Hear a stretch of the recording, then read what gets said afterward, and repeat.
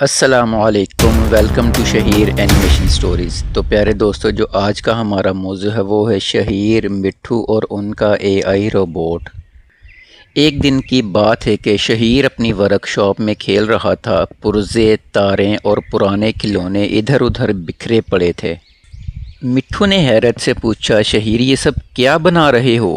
شہیر نے مسکراتے ہوئے کہا، میں ایک نیا روبوٹ بنا رہا ہوں جو سب کی مدد کرے گا۔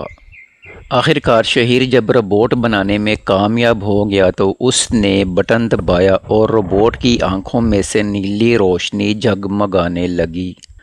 روبوٹ نے کہا، ہیلو، میں آپ کا دوست ہوں، بتائیں میں کیا کروں؟ سب جانور حیران رہ گئے۔ خرگوش نے کہا، واہ کیا بات ہے، یہ میرے لیے گاجریں لائے گا۔ روبوٹ فوراً بھاگا اور گاجروں کی ٹوکری لے آیا۔ بکری نے کہا، مجھے تازہ گھاس چاہیے۔ روبوٹ نے فوراً گھاس لا کر دے دی۔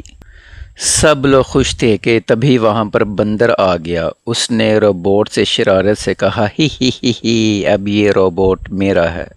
بندر نے روبوٹ کو حکم دیا، جنگل کے سارے کیلے مجھے لا کر دے دو۔ روبوٹ نے درخت ہلانے شروع کر دیے، کیلے زمین پر گرنے لگے، جانور بھاگنے لگے۔ ہر طرف افراتفری مچ گئی۔ مٹھو نے گھبرا کر کہا، شہیر کچھ کرو، یہ تو جنگل خراب کر دے گا۔ شہیر نے سمجھداری سے کہا، روبوٹ صرف حکم مانتا ہے، ہمیں اسے صحیح حکم دینا ہوگا۔ شہیر نے بلند آواز میں کہا، روبوٹ رک جاؤ اور سب کو سکون دو، سب کو خوش کر دو۔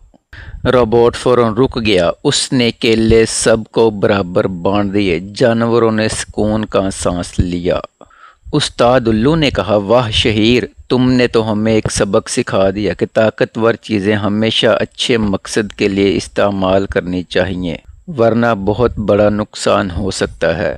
شہیر نے بھی مسکرا کر کہا، ہاں دوستو، اے آئی ہو یا روبوٹ، یہ تبھی اچھا ہے جب ہم سب کی بھلائی کے لیے استعمال کریں۔ سب جانور تالیاں بجانے لگے اور روبوٹ بھی ہنسنے لگا، ہا ہا ہا، میں سب کا دوست ہوں۔ اخلاقی سبق، ٹیکنالوجی ہو یا طاقت، اگر اسے صحیح مقصد کے لیے استعمال کرو گے تو سب خوش رہیں گے۔